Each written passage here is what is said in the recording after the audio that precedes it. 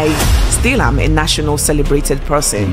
Like the whole country almost came to see. People flew in for this event. Thousands of people came. I cannot imagine the hundreds and thousands of people that have seen my journey. This happened like it felt like a dream, you know. I have a travel agency, Oremi Travel, all over the world. Not being scared to fail. Most humans are not scared to fail. We're just scared to fail in front of other people. Pelumi Nubi, a passionate solo traveler, dynamic content creator, and a dedicated advocate for black travelers around the world. With an impressive record of visiting over 80 countries, Pelumi has built a thriving Instagram and YouTube community of fellow explorers, sharing her journeys and insights to educate and inspire others. She recently completed a monumental solo road trip from London to Lagos, but she got lost in Dubai, becoming the first black woman to achieve the indelible feat. Her adventures have been featured by top brands and on leading travel blogs, and she has designed 30 sets of affirmation travel cards to uplift solo travelers every day. Pelumi is not just a traveler, she's a storyteller, a pioneer, a true global citizen. If there are people watching us and they wanted to kind of have a similar journey as you, Yes. what advice would you give them? I'll say Welcome back, Alpha Squad, to a new inspiring episode of the Alpha Talks show, the #1 fastest growing show in the region. Today we have an extraordinary Alpha guest who embodies the spirit of adventure and inspiration. Joining us is Pelumi Nubi, a passionate solo traveler, dynamic content creator, and a dedicated advocate for black travelers around the world. With an impressive record of visiting over 80 countries, Pelumi has built a thriving Instagram and YouTube community of fellow explorers, sharing her journeys and insights to educate and inspire others. She recently completed a monumental solo road trip from London to Lagos, but she got lost in Dubai, becoming the first black woman to achieve the indelible feat. Her adventures have been featured by top brands and on leading travel blogs, and she has designed 30 sets of affirmation travel cards to uplift solo travelers every day. Pelumi is not just a traveler, she's a storyteller, a pioneer, a true global citizen. We are thrilled to have her with us today to share her experience, challenges, and the wisdom she gained along the way. So ladies and gentlemen, please welcome the Alpha, Pelumi Nubi, to the Alpha Talks show. Thank you for being with us today. thank you for having me. What's an intro? Ooh. We're super excited to get to know more about your trips, your adventures. One of a kind, I would say. Absolutely. So the first thing I usually ask the Alpha guests when we start the show is, when we publish the episode, people will see the thumbnail, they will see the graphics, they will see the title, amazing episode. What can you promise them today to gain if they gave us their time? I can promise an engaging conversation Yeah. whereby you will be inspired to step out of your comfort zone. You'll be inspired to really, take on the Alpha personnel and really push for the things that you want in life. I'll take you on a roller coaster of an experience. Wow. The breaking the record, being the first woman to solo drive from London to Lagos. That's amazing. And what that entails. So it'll be a great conversation, and I cannot wait. Same here, spill same the here, tea. same. And I love how you linked it to the Alpha inside Absolutely. of you. I love that. Let's start off. Who's Pelumi in a nutshell? Pelumi is a driven person in terms of she knows exactly what she wants and she goes after it. She's an adventurer. Definitely, I love to prove people wrong in terms of when they say it's impossible or naysayers. I'm like, watch me, you know. I have won several caps or hats. You know, as I have a call book it. Yes, I just you do. launched. 99.9% of the book is Watch Me. And watch me, Yeah. exactly. And it's a driving force in a way. But I've lived so many chapters in terms of my background is in science. I did biomedical science, where I graduated with a first class, went on to do a PhD, was a PhD candidate for cancer research and human genetics. And then I've done travels. I've owned a magazine company, a travel magazine at one point. And now I'm a content creator that just really inspire women, especially, to do that hard thing, to not stay in that box that society tries to put you in. So yeah, it's just, I live life and I give people the permission to live their own life too. You grew up in different cultures between Lagos and London. Yes. How your upbringing shaped you today? I have amazing parents, I have to say. You know, they are the best. I remember when I finished London to Lagos, a lot of people approached me. They're like, you need to thank your parents especially, because if it was my child Sit here. that told you Sit here. that told me that I'm going to do 10,000 kilometers in a Porsche 107, they'll be like, no thank you, madam, sit your ass down. So they have never told me I couldn't do anything. They've been one to just, when I say I want to do something, it's how can we support you? So they're super supportive. So that was the upbringing. I was born into, I'm the only girl I have two other brothers. So very tomboy, very adventure. I'm always trying to compete with them in that kind of, you know, I don't care. I'm a girl, but Activities, I'm still going to do the same thing. Yeah. Exactly. So that's kind of like young Pelumi, just very curious, very trying to know where she is and standing her ground in this mist of boys. And they've been just amazing throughout my life. A quick note, before we jump into this episode, I find this incredibly intriguing. On the back end of our YouTube channel, it says around 75% of you who watch this channel frequently over the lifetime of this channel haven't yet hit the subscribe button. I just wanted to ask you for a favor. It helps this channel so much if you choose to just subscribe. It helps us invite guests that give you great value. It helps us scale the production and as well makes this show bigger and bigger for you. So if I will ask you just one favor, and if you enjoyed the previous episodes and you're currently enjoying this episode, could you please hit the subscribe button? I love your support. It's incredible to see all your comments and engagement, and we are just starting. I can't wait to go on this journey with you. Thank you so much, and I will repay this gesture by making sure that everything we do on this show makes it bigger, bigger and better. I'm committed to do this promise. Do we have a deal? Thank you so much for subscribing.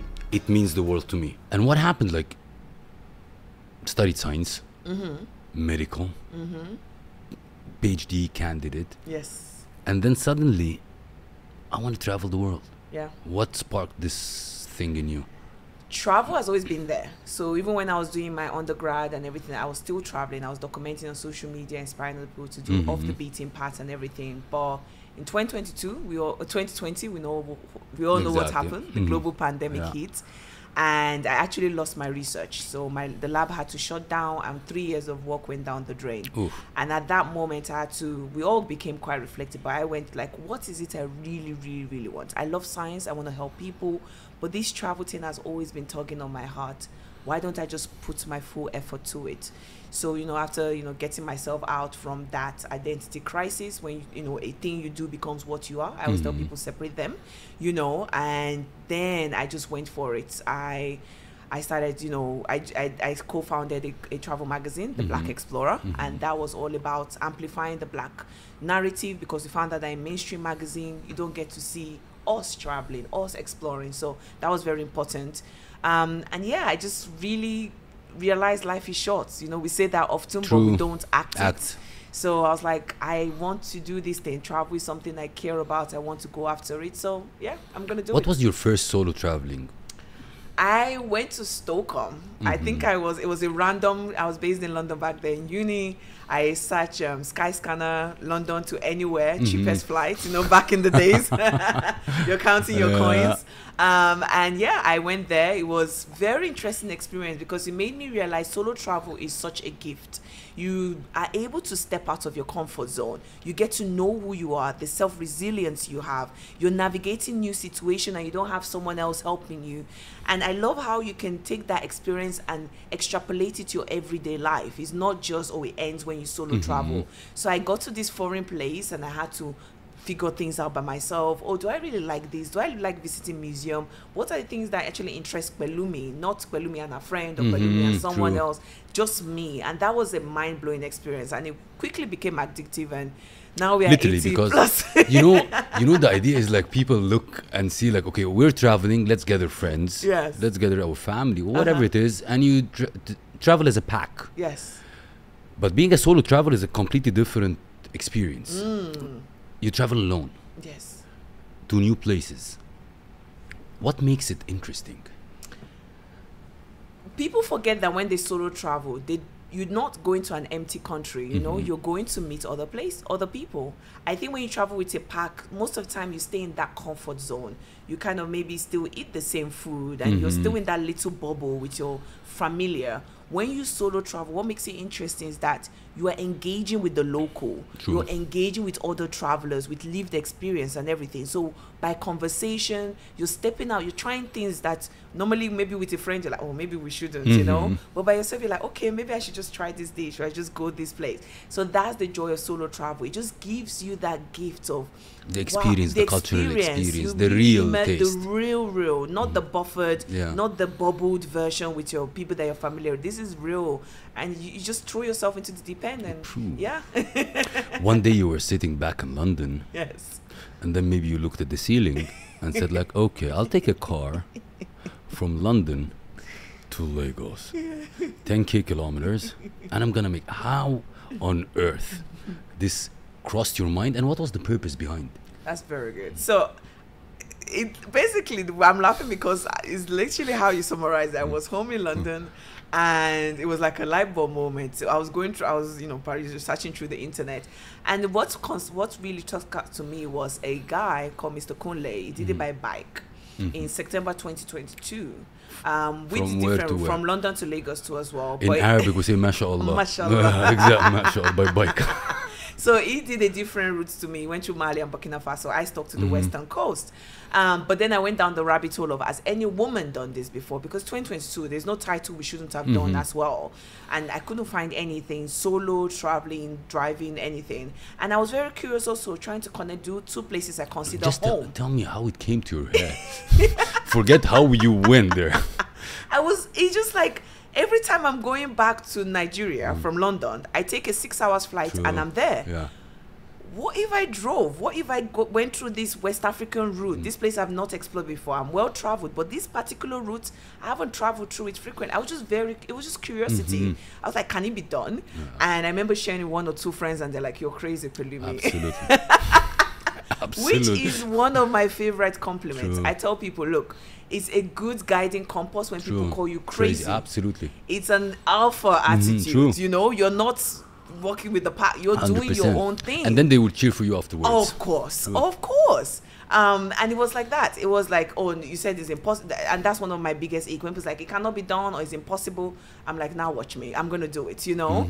And that's what This happened. was the first, I would say, like solo traveling by car to places, that kind of distance.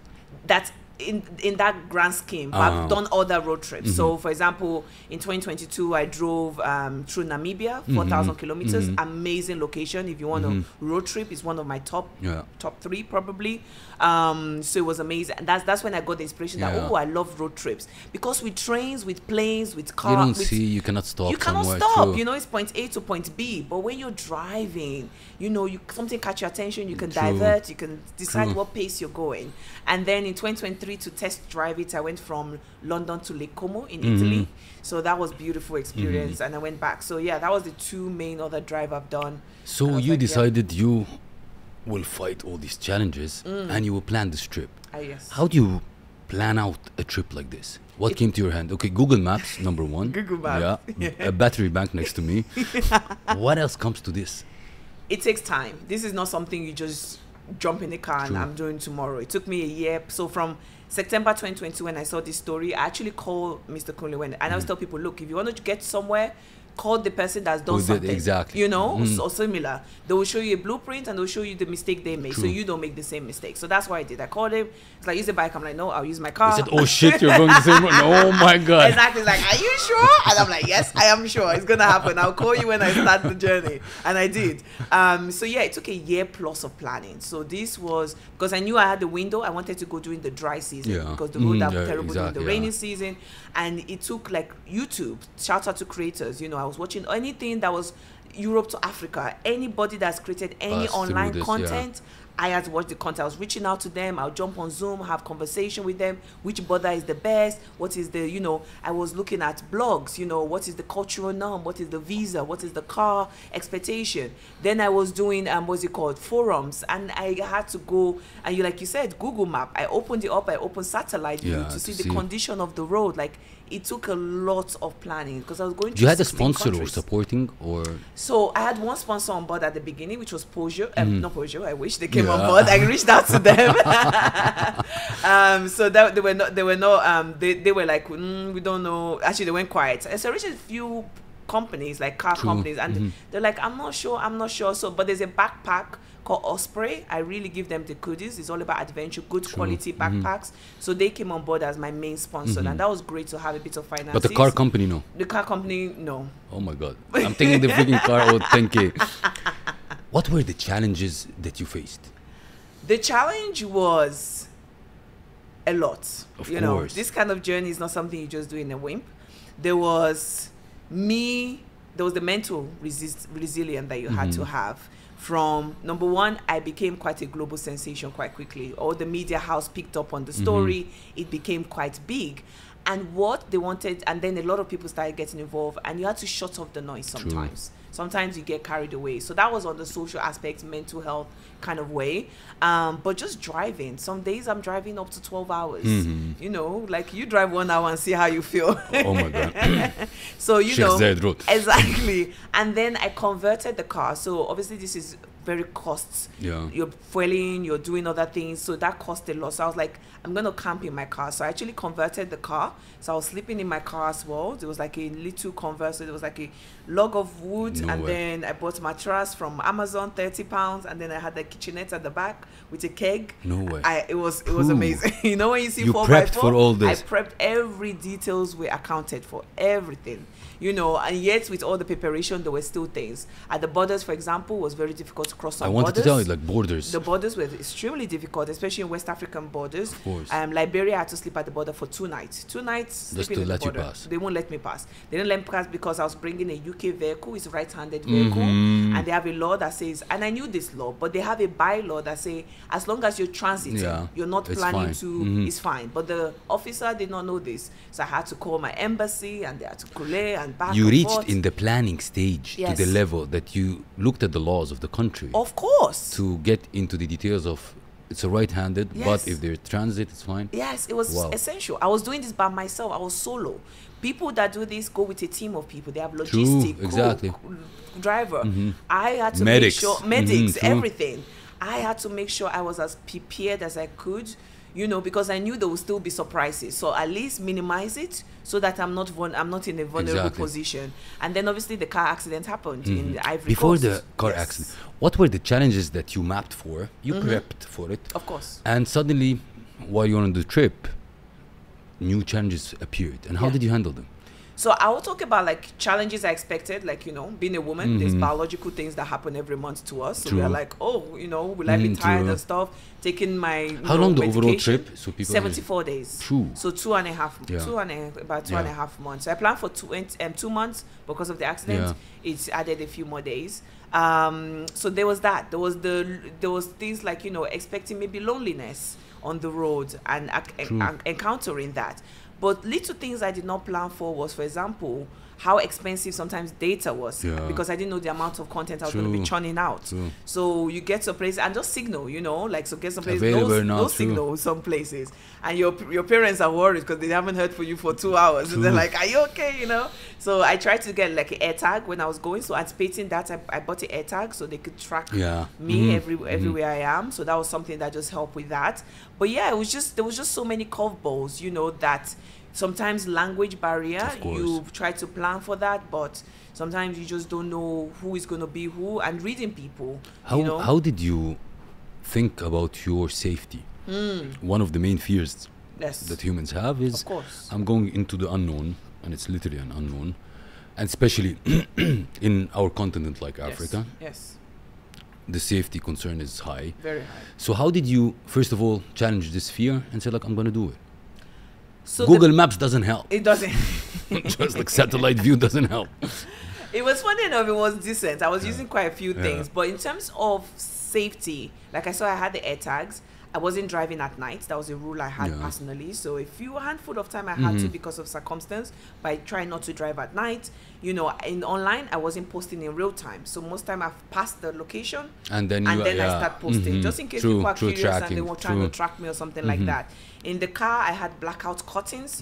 So because I was camping in the car, I had vulnerables, my bags and stuff, valuables in there. I had to make sure that I wasn't a target. Most time the car door was up. When I was in traffic or somewhere that they could open, the door was always locked from inside. So just little details, but I try not to let fear be the thing leading me, because it's very easy for that to be your guiding compass, whereby everything is, I'm so scared. I was like, I do affirmations. Were you scared or not?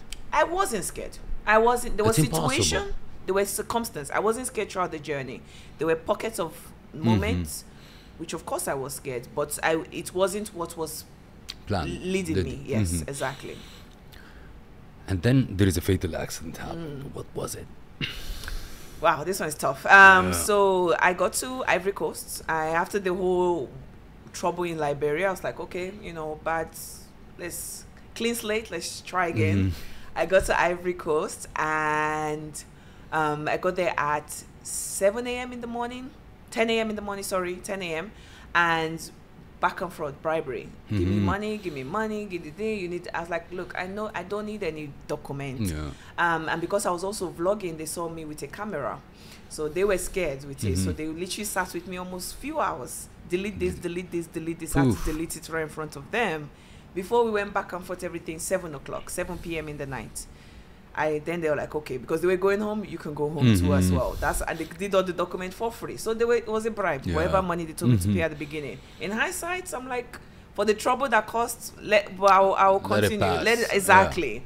So I went through, and then driving, I looked around, because again, I'm solo. Everywhere that I sleep, I've already pre-planned it, you know. I looked at this place, I don't feel safe. Let me drive to the place I have planned to stay. If I left at 10 a.m. when they're finished, let's say everything they finished by 12, I would have already gotten to this place before it was dark. So like this situation, I was forced to drive in the dark. Pitch black, no street lights, nothing. Honestly, the best way to explain is 1 minute I was driving, the next I wasn't. Airbag on my face. I have never been in an accident. I've been driving for almost 7 years now. Never been in such an accident. And then what it was like, it was crazy, because there was a parked truck in the middle of the road. No hazard light. Normally they even put like branch on it to say, you know, careful, take care. Nothing. So I remember when the police was asking that, do you want to press charges to the truck driver, because it's clear that it's parked without people inside. No, it was just parked. Nobody was there. It was late in the night. It just parked on the road. I was coming, so it was impasse. Imagine some driving, so just hit, and then the car turned. So I was like, why am I facing this way? And then your phone, I didn't even know the iPhone is programmed to do that. My iPhone was like, it seems like you've been in a car accident. I'm calling for it. I did not know they had that. And that's when it clicked in my brain, like, oh my God, I'm in an accident. And I'm trying to release my belt, trying to come out. This door is jammed because everything is squeezing. So I had to crawl through the passenger seats, and because of the impact, my on was going off. So it was like, bah! So all the community members came, thank God, and they were like, with their flashlight, they came and they were looking for me. And they're like, are you okay? But they were speaking French. I don't speak French. So I had to call my friend. I had to call my mom. She's the first person. I was like, Mom, are you sitting down? I have to tell you, I'm in a car accident. She's like, are you bleeding? Are you okay? I said, I'm okay, but I was hurt from the seatbelt, the impact, the airbags in your face, everything. So yeah, that's what it was. It was like, it's a ripple effect of being delayed at the borders. And this is why I became so passionate about, you know, I joined the Pan-African movement and everything, that, look, the borders shouldn't be so difficult to navigate. And these officers just thought, oh, I'm just delaying these people for $100 bribe or whatever they were asking from me. But that could have cost my life. So yeah, it was I had to be in hospital for 2 nights. Then we took the car, we towed it to the capital, Abidjan. If it was in the UK or in Dubai, the car would be written off, like completely gone at this point. Once the airbag comes out, most time there's like, it's not. But there, they penabit they mended it, and car came back. Put it back together. And you drove the same car? I drove that same car to Lagos. Exactly the same car. I was so determined. It's like we started this journey together. My parents like, maybe we should buy a new car or rent it. I was like, no.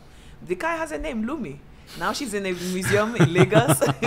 Literally, huh? She's literally in a museum in Lagos. So for many, many years, long after I'm gone, people will be able to visit her and hopefully inspire adventures like this, doing crazy things, doing things that are considered impossible. Well, you see, it's What were the possible. moments that you remember to now, like, that aspired you? I remember when I crossed into Morocco. And before then, in Spain, I had so much anxiety. People were like, I don't know why. I was just very anxious about crossing because the information online wasn't so clear. I was reading different forums. Some of them were saying, oh, you need the proof that the car is yours, like a receipt of the pay. I bought this car 5 years ago. Yeah. I don't have the receipt, you know. Someone said for the insurance, you need to print it on green paper, specifically green paper. I'm like, where am I going to find green paper, you know? So misinformation, complex information. I remember going to the ticket office to buy the ferry because you did take like an hour, 30 minutes ferry from Spain into Morocco. And the woman's like, yeah, when you get there, they'll tell you what you need. I'm like, you mean I get to Morocco, then they say I cannot, you know, so much anxiety. And I crossed, it was 5 minutes, the crossing. And I was like, wow. Unexpected.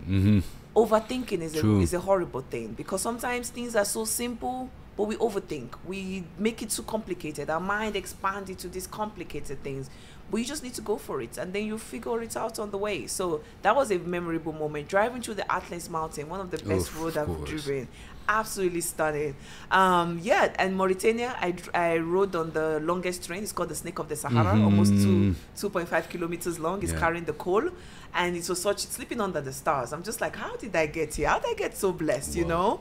And then you make your way down to Senegal with the food and the culture. Gambia, the amazing beaches. You're like, what is this? This place is incredible. So that was one of my goals, to showcase Africa, because as a continent, a lot of the time we see the other side of the coin all the time. So I was like, we have the biggest church in the world in Ivory Coast, in Yamoussoukro. So I wanted to just show the greatness of the continent and what is out there, possibility for tourism, and, you know, move away from that narrative of it not being safe, especially as a solo traveler. The question that hit me, how did you get this determination? What did you see on the other side that kept you super determined? Look, you passed a journey that safety measures is absolutely below zero. You had a nearly fatal accident. Yes. Going through the unknown, okay, and that's one of the worst things. You don't know what you don't know. You don't know what you don't know. So you're going through all this. What made you so what did you see on the other side? What drove you? And tell me something that I believe. Everything you want is on the other side. You know, I really sincerely believe it. I told people, look, this journey is personal to me. When I failed my PhD, or that's the narrative I was carrying for a very long time, it was important to rewrite that narrative. And this trip was going to be that thing, the thing that I do that is grand and remarkable. I realized that life is short, you know, especially when you get to a car accident. You really see, I had a conversation with myself in the hospital. I'm like, Pelumi, if you went, you didn't even give the word 10% of yourself. And that's sad because you're too careful, because you're thinking what people saying. So I think sometimes when you realize that this time is not promised, we are given a moment. Sometimes we pray to live longer, but all we have is now, you know? So I think just that realization of that epiphany in that moment, that, wow, I need to be determined. I need to be almost delusional. I need to go after my dreams, like obsessed with it, you know? That is the difference between the people that make history and the people that don't. Is that extra, is that push, is that delusional, is that crazy behavior that people are just like, girl, what are you doing? And I'm like, I am going for my dreams. What are you doing? You know? So yeah, I think it was just a moment that clicked. I surprised myself. I did not know I had it in me. That grit, that determination. I remember I sat with the mechanic when the accident happened. I was like, how long will it take to fix the car? He said 2 months. I said 5 days. This is how we sat with each other. And he was like, I said, if it's not fixed in 5 days, I will put the car on my back and I will tow the car with me. Like, I was so obsessed with this dream. And there's just something about having razor focus. I think a lot of time we're trying to do a lot of things and we're jumping up and down, but just so clear about the goal was get to Lagos. Nothing else mattered. get to the goal. So You know, the triathlons and the marathon runners, they run 20, 30, 40 kilometers, full marathons. Once they hit the finish line, they fall down. Of course. What was it for you? When I you finished the re- finish line, Yeah. the tears. Oh, this is all over Instagram. What a watch. I was like, I'm not gonna cry, I just saw my dad. That was it. I saw my dad, and the tears came coming because just that moment of wow, family obviously being priority for me. I was met at the border. I still am a national celebrated person. Like the whole country almost came to see. People flew in for this event. Thousands of people came. The best way to describe it, I don't know if you've like been to a carnival. Yeah. Colors, music, beat, drums, everything. It was like it took me after everything has done to rewatch it. I'm Yeah. like, this happened. Like it felt like a dream, you know. I got to the borders and there was music and playing. Like, we love you, Pelumi, welcome home. And it was such a beautiful embrace. Shout out to the Lagos State government. And yeah, I went to a stage and there was a whole performance and people just. It was almost like an inspiration. It was a hope. So it's the finish line was at University of Lagos, which had an ecosystem of young people, university, high school, and I made sure. The one thing I made sure is like the girls just. I am real. It's possible for you. You know, young True. people. It was this determination and this story of mine has crossed through race. It has crossed through True. age. You know, I have 10, 12 years. Gender, True. everything. You know, people are hooked to this. Wow. And you know, I get messages from 60, 70 years old women like, I want to restart my life because of you. Like, I was told, I lived in this belief that I couldn't do this thing I had in my mind, start a business, go after this dream. But seeing you go after yours so relentlessly gave me the hope. So yeah, it was absolutely beautiful. Absolutely Proud beautiful. of you, really. It's Thank you. super impressive. Thank you. Then, one of the things that really shaped my character and personality is I traveled, I think, to 60 plus countries. Amazing. And it really helped me to develop myself and my character, my discipline, my everything in me. A person like you, who traveled over 80 countries, and I traveled with people. Majority of the things that you do it solo. So it means you're immersed more in the culture. You wanted to learn more. How did it shape you now? Travel is a gift that keeps giving. Solo travel especially. You know, I'm glad I found it when I did. I suffer from a learning difficulty called dyslexia, whereby you find it hard to like read long-term form and everything. I don't like labels because I went to do a PhD, like I said, so it doesn't restrict me. If anything, we just think more creatively. But one thing also is you constantly rely on people for permission because they are reading through your especially when I was in university, reading through your essays and stuff, and you always have to ask people for things. With travel, I felt like I didn't need any permission. There was that joy, that excitement of it. It changed because I can stop a random stranger on the street right now and be like, hello, please, my name is Pelumi, blah, blah, blah, blah, blah. It changed me because I am open-minded. When I hear someone's thoughts and belief, I don't shut down and say, no, this is my belief. I want to hear your argument. And I don't have to agree with it, but I could understand it. I think a lot of the time, I think what the society is missing now is misunderstanding. We are not listening to each other. Everybody wants to stand their ground and be right. I think when we are more open to like, okay, tell me your thinking. I don't have to agree. I don't have to be there, but at least I can empathize. I can understand where you're coming from. I can be more understanding towards your action and everything. So that's what travel has done. Is that excitement and humbling, because sometimes you go to some places and they have nothing. And they're so joyful and they're so excited about life, and you have everything and you're miserable and you have to ask yourself these difficult questions, you know? So I think it's just these kind of life lessons I call on the road, things you cannot learn in school or university or anything. True. It's just in those moments when I was driving, there was so many moments of gratitude and joy and peace, and just like, you know, I want more, but I can be grateful for what I have right now. So yeah, it's just so many lessons. I could be here all day. True. What is the most, I would say, like, give me a couple of places where you had the amazing cultural experience that you will never forget. During London to Lagos or just in general? No, I know Lagos. Anywhere. No, but I didn't. You should go to Lagos. But every time Opsy tells me, like, Seif, tell me before you go. I need to get bodyguards. Oh, let's change that narrative. It's not true. It's not true. And I'm not saying that because after London to Lagos, I was made the ambassador of tourism. Of course. So I'm not saying that because of that.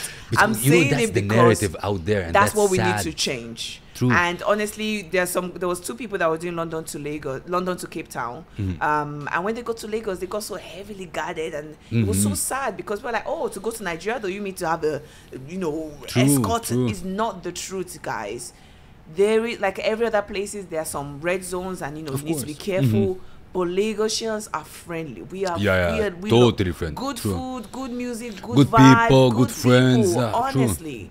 Like that is such a false narrative. So I would definitely say come to Lagos, come and have a good time. It immerses more than anything. Really a brand, tourism ambassador.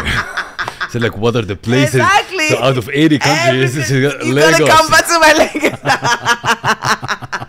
If you're in Europe and you want something a bit different, I'll say Eastern Europe is very underrated. People go to Spain and France and Italy, and those are all great. But go to Albania, go to Montenegro, go to Kosovo.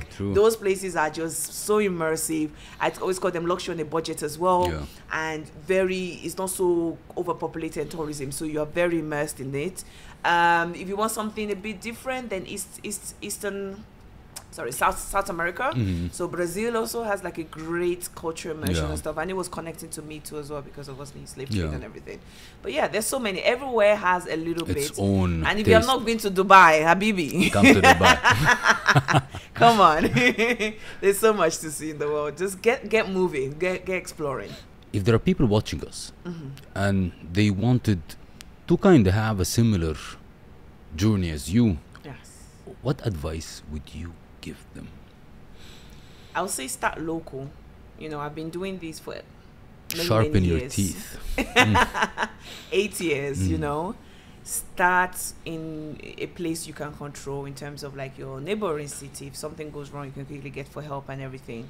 So a lot of time people jump in the deep end, and I love that. I'm a thriller and I love that kind of excitement. But get yourself in those spaces. I would say speak to people that have done similar things. Again, practice make perfect, and understanding what you're getting yourself into. Mindset is very important. Like you said, when things will go wrong, I think understanding that as well. When you're planning something like this, have it at the back of your mind. No matter the amount of plan, Murphy's Law, things will always go wrong. True. And now you need to see like how we react. Most times it's how we react rather than think that actually went wrong. True. So getting used to reacting, like what happened, how am I going to react towards it?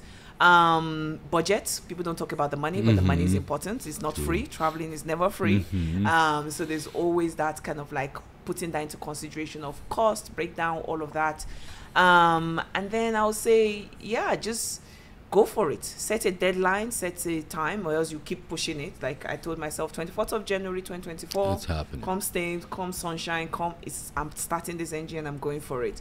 So I think just having those few things in place does help. You're a different type of success. So how do you define success for you? Success is living my most authentic life.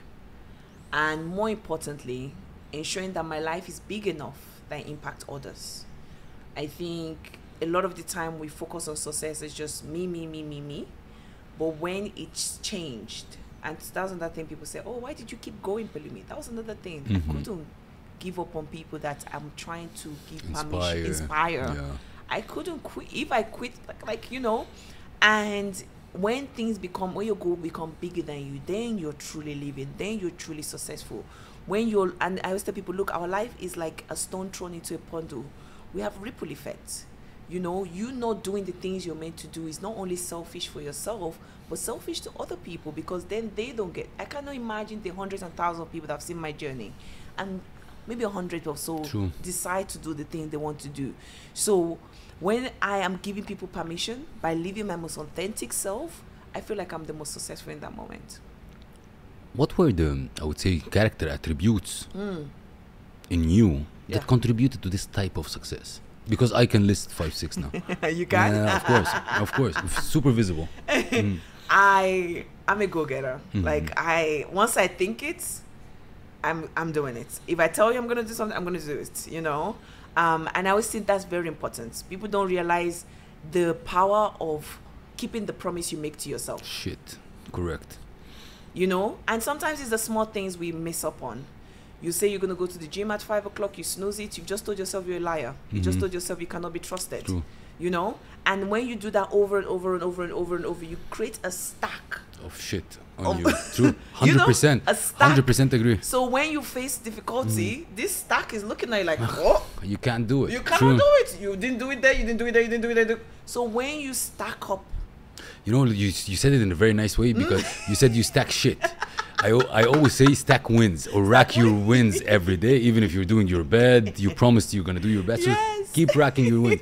Exactly. If you're stacking shit, when the shit hits, the the fact stack, exactly. The stack will it's go everywhere. 100% You know? true. So I really build things, little promise. When I say I'm going to do it, I'm going to do it. You know, I think that's so important. And, you know, not being scared to fail. Most humans are not scared to fail. We're just scared to fail in front of other people. So I just I put my stuff out there. You know, I'm going to do London, Lagos. If it was going to fail, at least I tried. What are you doing? You're sitting in the sofa in your house. True. I'm doing something already, you know? So that's definitely something I think I have a character for. I like to experiment. I live life in chapters. I tell people, at one point I've been a scientist, I've done this, I've done that. I just wanted to try as many things as possible, you know? So just seeing that things are not the end of the world. Most times, 100%. you know, the 80-20 rule, like, you know, most times the things you do will not actually Exactly. succeed. But you need to do enough to know Exactly. what we Which one will actually... work. Exactly. So those are kind of a few things that I had. But I think majority is just that unwavering self-belief. True. You know, because you hear the naysayers, people had opinions, and then when everything goes quiet, what are you telling to yourself? What's the narrative you carry within yourself? When you look yourself in the mirror, what are you telling yourself? Are you saying I'm a failure? Are you saying I cannot do it? I think once you tell yourself you cannot do something, you have disqualified. It's my biggest ick in life. I'm like, the society, especially for women, they've already disqualified us. They say we are, you know, meant to do this, and this is our role, and this is it, finish. True. If you then go on to say, oh, you know what, I cannot do it. Oh, that's a double strategy. 100%. You're like, you really cannot be disqualifying yourself because you already have someone disqualifying you. So you need to work double, if anything. You know what else on the list for you? Tell me. Which people miss, literally, What's that? to succeed, is preparation. Our society trains us to be prepared while we're in school. Yes. So you prepare for your exams to pass the exam. But in life, nobody loves the preparation part. Yes. And they enter to it, whatever the encounter is, unprepared. So they fail like hell. That's it.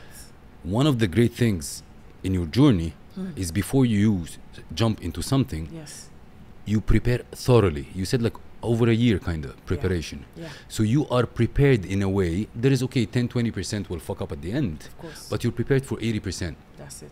And in business, what I always say, like 80-90%, I am prepared to know the next 3 steps of the people that I'm dealing with. That's a level of preparation to make me able to react when shit hit the fans. That's it. So one of the really character attributes, besides the discipline, the grit, the never give up attitude, is the extreme level of preparation. So you're prepared to succeed. Because if you're not prepared to succeed, Prepare to fail. exactly. That's it. And can I just top on top of that? No, of course. Of course. There is preparation, and then my favorite tagline in the world: the magic is in the doing. Exactly. True. No matter the amount of preparation and planning and owing and ironing, at a point you need to activate. You need to put in you need to start the thing you want to do. You know, so I think that is it. Like, you just need to start that journey. Then I have to add, because I can't just be silent. The problem in our society these days versus the past, we used to prepare, but don't do. Our society these days, or I would say the young generations, they don't prepare and just do. Yes. So I see something that's happening on the social media, like people are making money out of trading. Then let me jump in trading, regardless what the hell it is. I will jump in trading. You will fail. Yes. You didn't prepare. That's it. The narrative switched. That's You need to prepare and you need to take actions. How is your typical day looks like? I love the fact it's so different every day, you know, especially post-travel. There's a lot of media like this, a lot of interviews. That's the best. Which is great. Yeah. I love talking about my journey. And then, you know, I'm building a lot of things currently. You know, I'm building communities of people, women that just want to step out of their comfort zone and do incredible things like myself. So I've been doing meetup. So we had one in London, we had one in Lagos, we had one in Dubai, we had one in New York, we have one in Atlanta in a few weeks' time. So just pockets of places of real life kind of connection with me as a person and other people as well. I have a travel agency, Oremi Travel. So it's all about building experiences around people. So In a world perspective or particular places? All over the world. So it's about group of people. So it's actually group trips. So it's like group of, because I believe that, you know, as much as I love solo travel, there is a community there is community, and there are people, there are milestone celebration, your 30th, 40th, 50th, bachelorette, reunions. You want to come with people that you know and love and do life with. So I cater for that. And yeah, just constantly trying new things. There's new adventures being planned. I'm so excited. You need to tune in what is your next adventure? Yes. You have to find out. It's a surprise. I need an exclusive for the Alpha Talks. Is it by car, train, or bike? Give me a hint. Coming soon or coming very soon? Very soon. Very soon. Right now, like, okay. You're really trying to get it. I need an exclusive part. We have a section in the Alpha Talks called the Alpha Quickfire. Okay. So I'm gonna ask you a couple of quick things. Let's do that. So what's your favorite country you've visited? This is so difficult. I'm a Lagos ambassador, but I'm gonna say Dubai. Of course. Yeah. I live here, so that's why I didn't say that. What is the one travel essential you can't live without? My blanket. Always with me. Best travel snack? Ooh, sweet and sour popcorn. Favorite travel app? Oh, there's a Google Map. Of course. Most unrated travel destination? Montenegro. It was in my head now, by the way. What's the most adventurous activity you've tried? Paragliding. One word to describe your travel style? Adventurous. What is the most challenging country you traveled to? Guinea. It was hard road to drive. Name a city that you could visit over and over again. Home. Lagos, Nigeria. Always and again. In 3 words, describe yourself. Joyful, courageous. Go-getter. Go-getter. Yeah. I love that. There is a nugget question in the show where I ask the alpha guest to define an alpha. So what's an alpha means to you? An alpha is fierce. They are very strong. They don't listen to what the world tells them to be. They move with grace and elegance and, you know, wanting to be strong, and their presence is always felt. You know, they may be quiet but dangerous, you know, but they live very robust and true to themselves. An alpha is one to inspire to be, because it's just so much of life that come alive when you embody that strength. And yeah, I'll say everyone should be an alpha. One. And there is another section which is called like the alpha quick choices. Okay. I'll ask you this or that, and you choose just one. Just one. Cool. I hope there is no Dubai, Lagos. Road trip or a train journey? Road trip. City skyline or countryside view? City skyline. Blogging or vlogging? Vlogging. Exploring new city or relaxing on the beach? Exploring new city. Connecting with locals or solo reflection? Connecting with locals. Visiting historical sites or trying local cuisines? Trying local cuisines. Guided tour or self-exploration? Depends. Guided tour. Cultural festivals or natural wonders? Ooh. Cultural festivals. And last, detailed itinerary or spontaneous adventures? Spontaneous every single time. You nailed it. And the second nugget question is what I ask the alpha guest. Okay. To ask me any kind of question that comes to your mind. Spontaneous. My question to you is, if you could go back to your teenage self, what would you tell that person? Oh shit, you changed a lot. Really? In the best way? In the best way. Oh shit. Okay. Okay. Like if I go back to my younger age, I Yes. never thought I'm gonna be in where I am right now. Wow. And it's different trajectory. Amazing. Sport person, don't care about anything. So it's an Yes. absolute different trajectory. Different. I love the question. What will be the final message you want to leave the audience with today? Thank you for listening, because It was an time is amazing such a story. valuable thing. So for you, you could do a million things, but you chose to listen to this. So thank you very much. And just continue to live life. You know, life is incredibly short. Like I said, we say it, but sometimes we don't act it. And it's time to start acting like it is. It's true. I'm cheering you on your journey. Live it true to yourself, because at the end of the day, you don't want should have, could have, would have. Exactly. You just want to live a full life. And that's what I'm trying to do too. I love that. We have a section in the Alpha Talks, which is called the Alpha Talks Memoir, Okay. where the Alpha guests have to do a couple of things. Number one is, after we finish the recording, you write your experience about the Alpha Talks. Okay. But the important one is each Alpha guest write a question to the next Alpha guest. I see. Okay. Okay. They don't know who's writing to each other. It's just a way of connecting our Alpha guests. And so, are you ready to answer the? Of course. Let's do it. I don't even know it. I'm nervous. Oh. Like after all the road trip, you're nervous? One question could bust me up. Oh my god.